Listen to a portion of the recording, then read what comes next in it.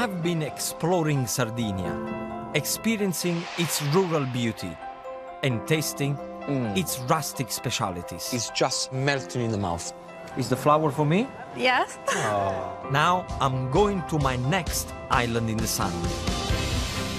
Sardinia is over 450 kilometers behind me. Over there is Palermo, the capital city of Sicily. And Sicily is Sardinia's fiery opposite, filled with bustling cities, the motherland of the mafia, the setting of The Godfather, and the site of Mount Etna. It's home to a vibrant street food culture. I love it. And known for its Marsala wine. Salute. The start of my Sicilian adventure and the next destination of my Italian escape.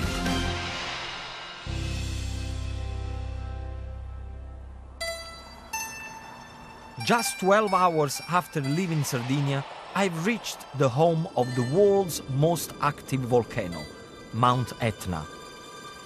Her eruptions have fed this island's fertile soil for centuries, meaning they have first-class wine, fruit and vegetables. Sicily has been a crossroad of food and culture for 3,000 years. Roughly the size of Wales, with 5 million residents, it is somewhere I have never been before. I'll be traveling along the coast road, where there'll be plenty for me to experience with 8 UNESCO World Heritage Sites, and perhaps even better Greek temples than Greece itself. A taste of Sicily is like a taste of everywhere. And it all starts for me over there. The historical city of Palermo is on the north edge of the island. It sprang up in the 9th century by traders who could see the importance of its natural harbor. From then till the 12th century, it became the greatest city in Europe, as the link between the Arab and the Western worlds. After the damage in World War II, Sicily's energetic capital remains chaotic, its buildings magnificently disheveled, and is probably best known for the organized crime network, the mafia. But Palermo is also famous for its street food, as ranks the 5th best city in the world. And the place to taste it is the Vucciria markets. La Vucciria is one of the city's most well-known markets, a notorious hotbed of mafia activity. There's been a market on this site for the past 700 years. By day, it is relatively quiet. It comes alive on Friday and Saturday evenings, when it transforms into a one-stop pop-up shop for street food.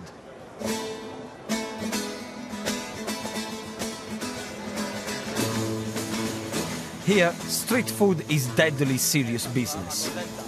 It's cheap, fast and tasty. Vendors use seasonal produce cooked to order, which means it's fried, grilled or boiled. Buonasera. Ciao. 5 euro di roba fritta. Grazie. Da quanto tempo fai questo mestiere? 30 anni. 30 anni. 30 years that he's been doing this job. I love it. Quindi che c'hai? Che sei? Gamberone, sardella, involtini melanzane con pesce buono all'interno. Ah, voglio provare quelli. E uno anche di quello, grazie. He just explained to me all the things that he puts in the grill on the fire. Big prawns. But there is one thing he said that I should try is rolled aubergine with swordfish in the middle. And that's what I'm gonna get. As my order was being cooked, something unexpected happened. Something is happening. Everybody is shutting the shop very, very quickly. And they're shouting police, police, police. I think the police is gonna come very soon. The problem is that some of these food establishments, they don't really have a food license to be on the road. Not all of them, but some of them. And as you can see behind me, they're just closing and putting everything in as soon as possible, which I think is shame, mainly because I've just ordered my food and I'm not gonna get it. and I'm starving. We just gonna have to wait. Which I guess was only to be expected, as I'm learning the Sicilians are a law unto themselves.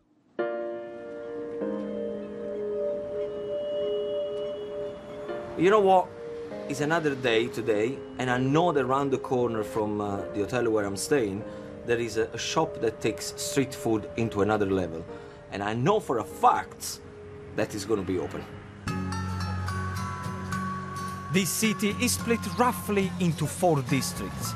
La Vucciria, where I was last night, Il Capo, Albagheria, and the old Arabian quarter, La Calza, which is where I found the Antica Focacceria restaurant.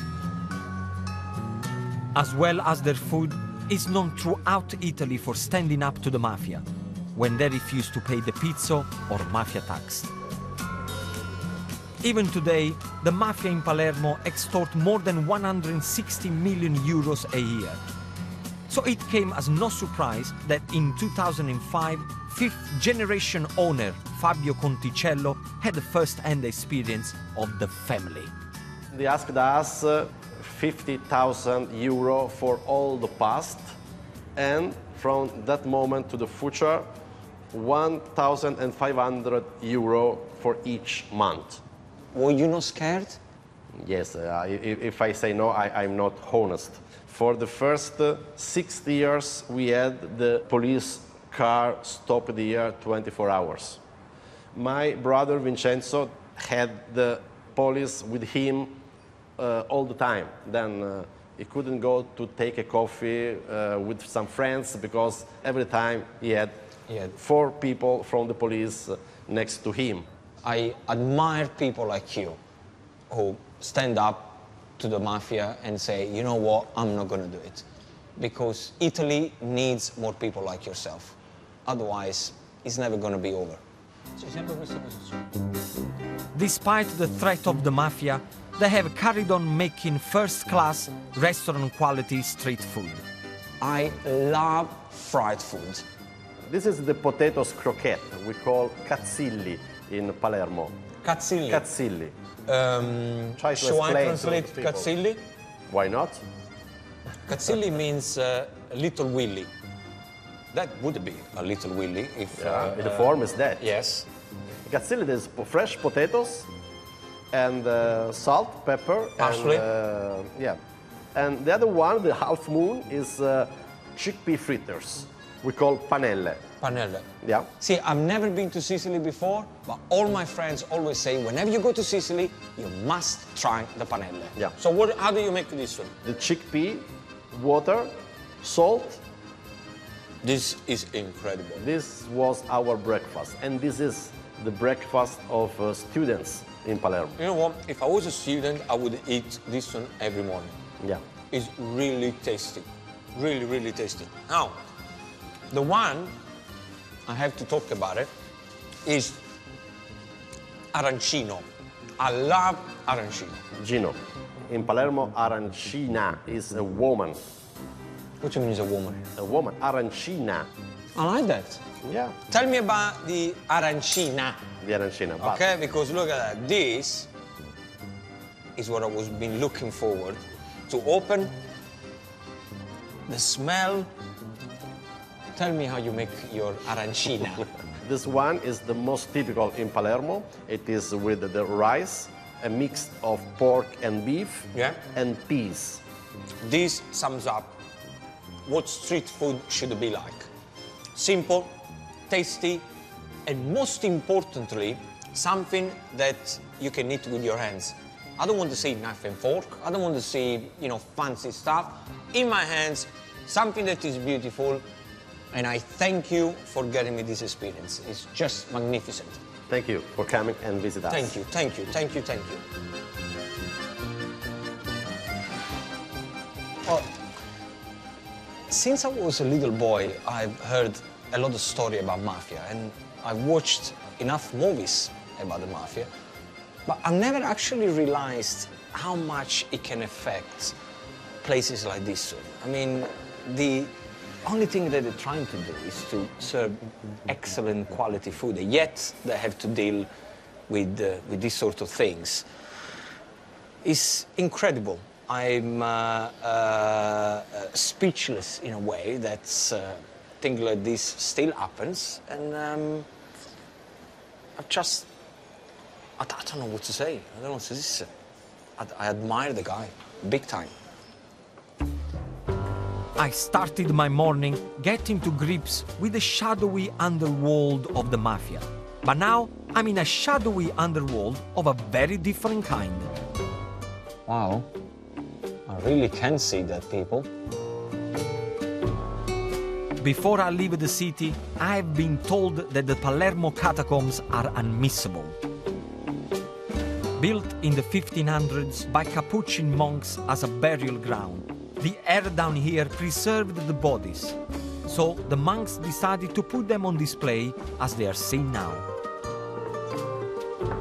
The oldest surviving mummy is the body of Father Silvestro da Gubbio, who died in 1599. In 1783, due to public demand, anyone who could afford it could be preserved and put on display too. For the locals, to be displayed here was the ultimate status symbol. They no longer accept bodies, but are open to the public. Well, that is definitely one way to celebrate death. Would I want that to happen to me? I'm not sure about it. It's good to be back in the sunshine again, and onwards with my journey. Okay, let me show you how I'm going to do Sicily. I'm starting right here in Palermo, and I'm going to go all the way around the island. So my next stop is, I'm gonna go down here, it's gonna be Marsala, which is the home of sweet wine, and thanks God, because I do need a drink. What can I tell you about Palermo? Definitely a very interesting city. Very buzzing, a fascinating history, the people were great, and the food that I've tried, well, fantastic. So Marsala, here I come.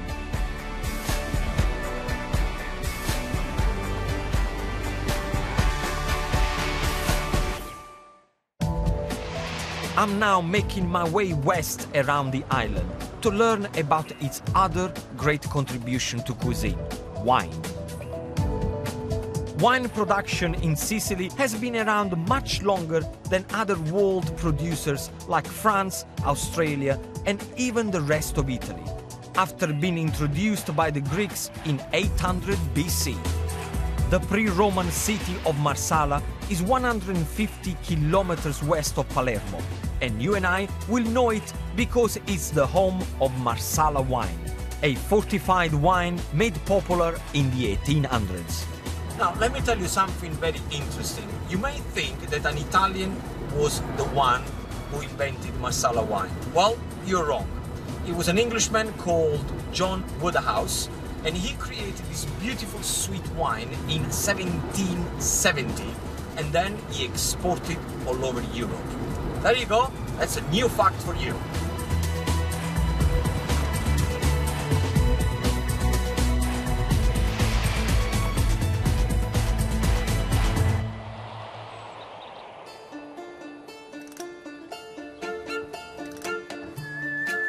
This vineyard is run by the children of the late Marco de Bartoli. Marco came from a long line of winemakers and he specialized in the local Marsala wine. He wanted to promote this as a high-quality product, even though it fell out of favor back in the 1980s. They use the Grillo grape, which plays a star role in Marsala production, as well as white wine. The vines are planted all over the western side of the island, and they make a fresh, light wine with nutty, fruit-driven flavors that include lemon and apple. So do you produce a lot of Marsala? We produce a very small quantity, but in very, very high quality. And what makes your Marsala so special? Because our Marsala is more than 10 years old. If you consider that an average Marsala is only 1 year old, this is going to be very special. We start with the white. Okay. What do I do with this? Oh, In here? Yes. Okay, we throw away wine. È per avvinare il bicchiere. Ah, he said you're throwing away just to make sure that you start to flavor the glass. Oh, yes. I think it's a waste of wine.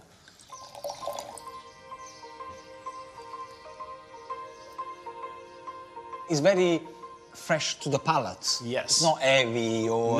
No, because Grillo grape has a very good acidity. Nice. Okay. Any more? The other one is a more traditional wine, 20 years old. The name is Vecchio Samperi. Okay.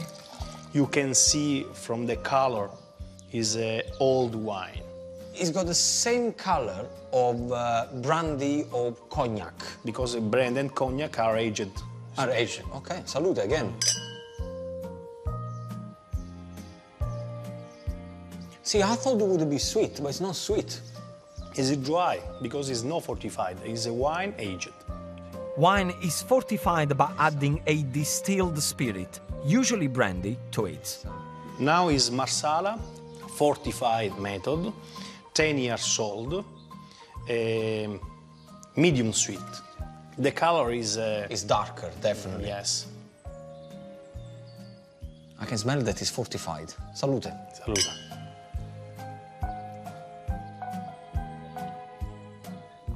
Ah, see, this is already tasty. It's more dessert wine. More... Yeah, like a dessert wine. Yes. This is good, though.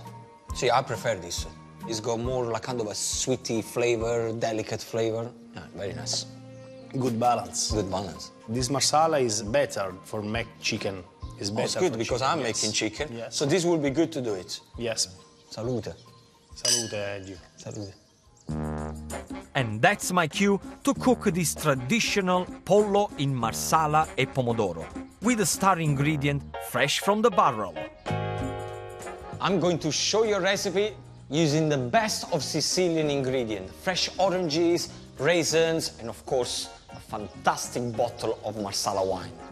And where do we start? Is right here with the chicken. The first thing I want to do is to make sure I'm going to coat the chicken into flour. So get the chicken breasts, toss them into the flour like this. It's important to coat the chicken so that when you cook it, the flour will make the sauce rich and thick. Of course, remember, you touched raw chicken, don't forget to wash your hands. Now, you're gonna have to have a frying pan, put the frying pan on, and drizzle a little bit of olive oil. Get your first breast of chicken, give it a few slaps, and it goes straight in. You want to fry the chicken between 1 to 2 minutes on each side, till it goes nice and golden, no more than that. So, what we do now, just turn your chicken. Probably need another 2 minutes on this side. So meanwhile, what you do, just finely slice some plain white onions.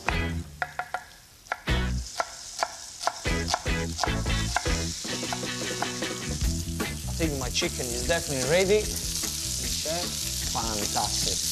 Now, just let the chicken to rest, and then what you want to do, in the same oil where you fried the chicken, just add the onions in there.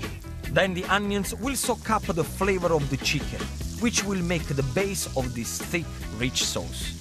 Just add a couple of pinches of salt, just to make sure that they caramelize beautiful. Now, the last couple of minutes of cooking the onions, I want to use Renato's Marsala. So, this is going to be fantastic. And remember, this is alcohol, so it's going to flame. So stand a little bit back and let the onion to cook for about a minute into the Marsala wine. I'm using about 250 milliliter or a large glass of medium sweet Marsala wine. Beautiful. I tell you, the smell of the Marsala wine going with the caramelized onion is magnificent. Straight in there, I'm going to pour sieved tomato, passata, which is going to make sure that it's going to get all nice and sweet. Don't be tempted to use chopped tomatoes, as you want the sauce to be smooth. It's now time for my Sicilian orange test. And what I want you to do is to finally grate the orange. If you can get them, the blood oranges are beautifully sweet and complement the wine. If you can't, then normal oranges will do. And I'm also going to add a few raisins. To finish off the sauce, I'm adding 1 teaspoon of custard sugar, a few basil leaves, and of course, seasoning with salt and pepper. And then straight away, what you want to do, add the chicken breast into the sauce. Cover the chicken with the tomato sauce and let it bubble away for 20 minutes.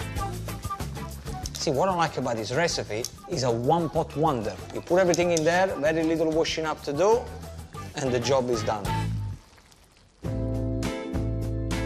I really hope my dish reflects the very best of the Sicilian ingredients I've used. The proof is in the eating, so Renato and his sister Giuseppina join me for a taste of the chicken in their Marsala wine sauce. Molto buono. Very, very good. Ragazzi, salute, grazie di nuovo. Salute, grazie a voi. I've had a wonderful time exploring this part of the island, and this is just the start of my Sicilian adventure, as next time I search out the food that has been fueled by the fertile soil of Mount Etna. Salute. Salute. Salute. I make chocolate as it was made 5 centuries ago. Voila! And I come across Greek temples that wouldn't look out of place in Greece. Now, this is something you don't see every day. You can find all Ginos' delicious recipes and more in his accompanying book, Ginos' Islands in the Sun, out now from all good retailers.